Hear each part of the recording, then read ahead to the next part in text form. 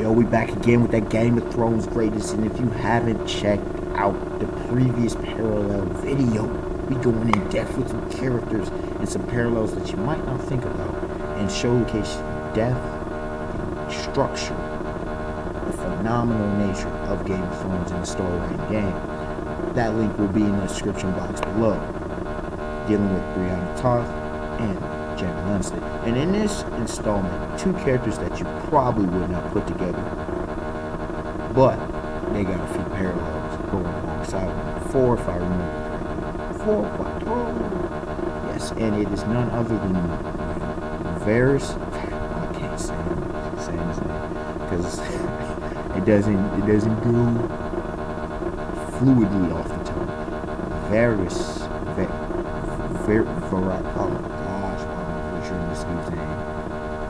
Daenerys Targaryen, aka Daenerys Stormborn's brother. Viserys, the Targaryen, okay? And don't crucify me for it. That's the only name I pretty much struggle with in Game of Thrones, okay? Varys, I know Varys, okay? I know the spider, but Daenerys' brother, okay? That's who I'm mainly going to be referring to. And Robb Stark, obviously, Jon Snow, Bran Stark, Arya Stark, Sansa Stark's brother, Rickon Stark's brother. Okay, and yes, they actually do parallel quite well. And a lot of people like that dude and Robb? How the hell you come up with that? Number one, let's start off with both brothers weren't supposed to be in the position they originally were. If you take a look at it, because of all the tragedy that happened to House Targaryen as well as House Stark, both of these ascended to a position they were pretty much pushed into. Okay, even though Robb Stark, I believe, if I remember correctly, Robb Stark was the oldest. I forget if Jon was older than him, but obviously Jon was considered a bastard, so I'm not going there. But Ed Stark, was still alive and well. Robb shouldn't have been leader of House Stark. Let's say House Targaryen. House Stark for probably a couple decades, to say the least. His father was probably in his 40s. Yeah, probably late 40s, maybe early 50s. If don't quote me on that. I'm just going off a chronological basis. When you look at it, House Targaryen, I mean, Daenerys' and bro's father should have been still alive and kicking, most likely. And he has another brother as well. So this dude happens to get pushed into the head of House Targaryen. Now, their characters do differ quite a deal, but here's where they're similar component too. Both guys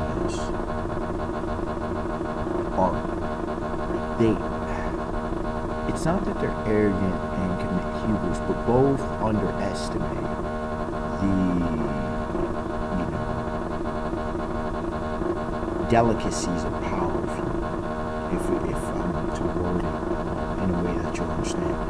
Both see, they only see the goal. They don't understand the Game of Thrones. They don't understand how you have to treat people when you're not in a position of absolute power. Because when you're in a position of absolute power, seemingly absolute power, you can do what you like. But when you're on an up and coming, it's not just you kiss ass, but it's that you have to appeal to people, whether it be their minds, their emotions, their sense of reason, maybe their sense of duty and honor. You have to play the game of politics, if you will. You have to be able to socially interact.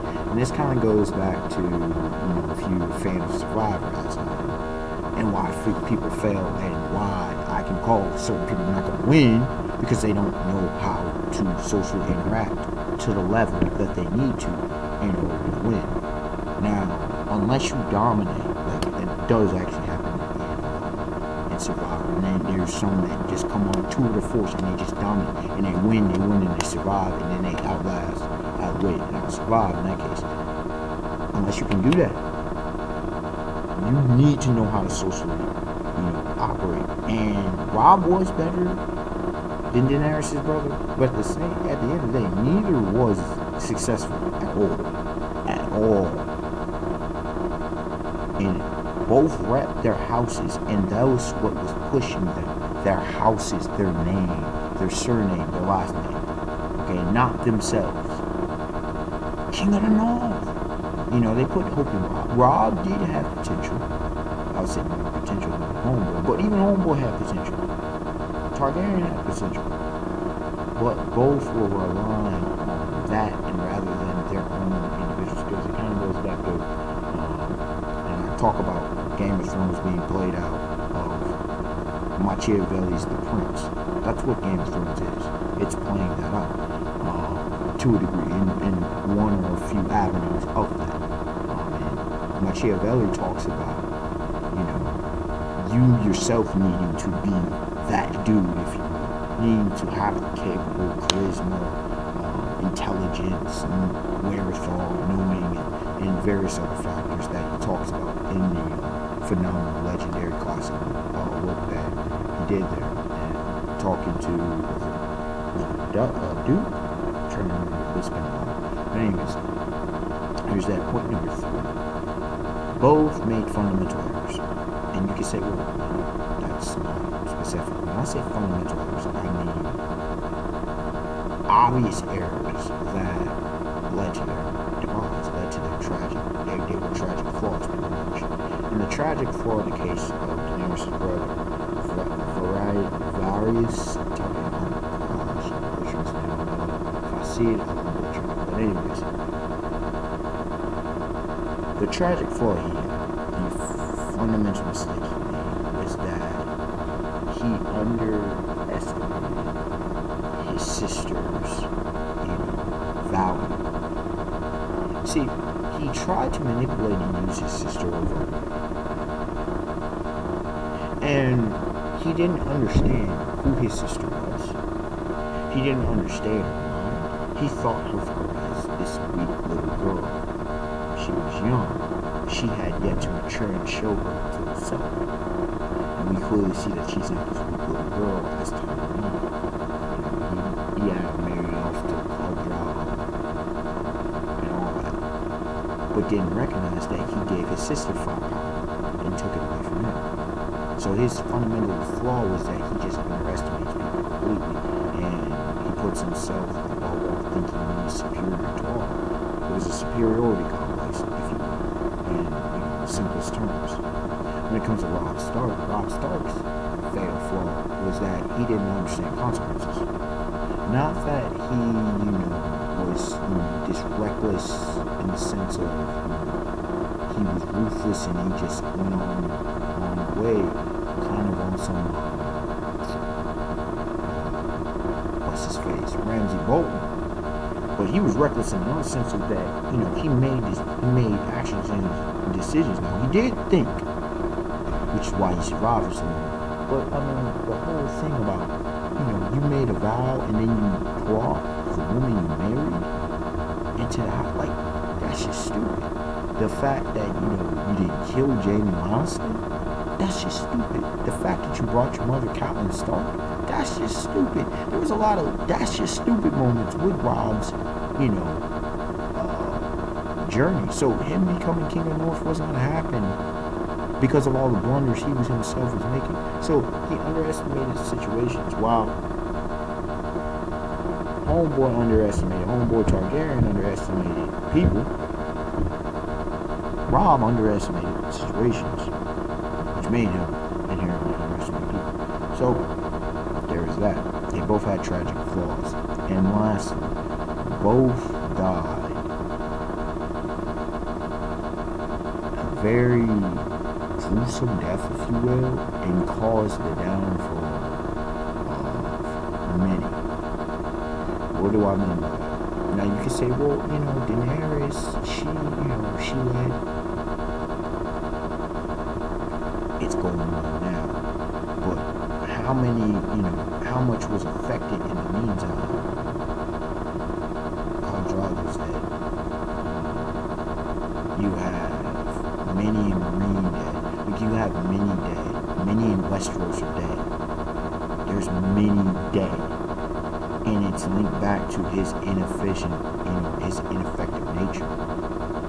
If he was to be this dude and he come up and, being this glorious king, you wouldn't have had the War of the Five Kingdoms, if I'm not mistaken, I think that's what it's called. You wouldn't have had a lot of these tragic events in Game of Thrones if he was this great, saving grace king that he was supposed to be. He failed. And him failing has led indirectly led to the death and tragedy of many individuals, many persons in Westeros. Okay. When it comes to Robb Stark, his death, he caused the Red Wedding. Need I say more? It was not only him, his wife, his mother, but everyone connected at that location with him, pretty much were all massacred. And then the North fell into the whole, you had House Bolton on the rise, you had a bunch of foolishness going down in the North, and it's just, and then you have, Theon Greyjoy gets affected, Sansa Stark gets affected, so his siblings, if you will, are all affected. Arya Stark's gone. Part of that is due to Edward Stark. If Robb becomes king in the North, so many are affected. So many families are affected. So when you look at it, look at those points. Number one, both didn't understand social interaction. They didn't understand, how to rule, how to be an effective leader. They didn't understand a lot. They didn't understand them, their flaws. They didn't understand. They underestimated other people, and then at the end of the day, their death and their ineffective campaigns for quest of power led to devastation across the board. And in some cases, chaos and destruction. So, these are the parallels of Targaryen and Robb Stark. Next, recommend, like, and subscribe. Tell me your thoughts on the characters. Tell me your thoughts on the parallels between the characters. Tell me your thoughts on how they've impacted the story. And until next time, have a beautiful day, beautiful night, peace. And the next video will be one of the biggest, most vital, and one of the best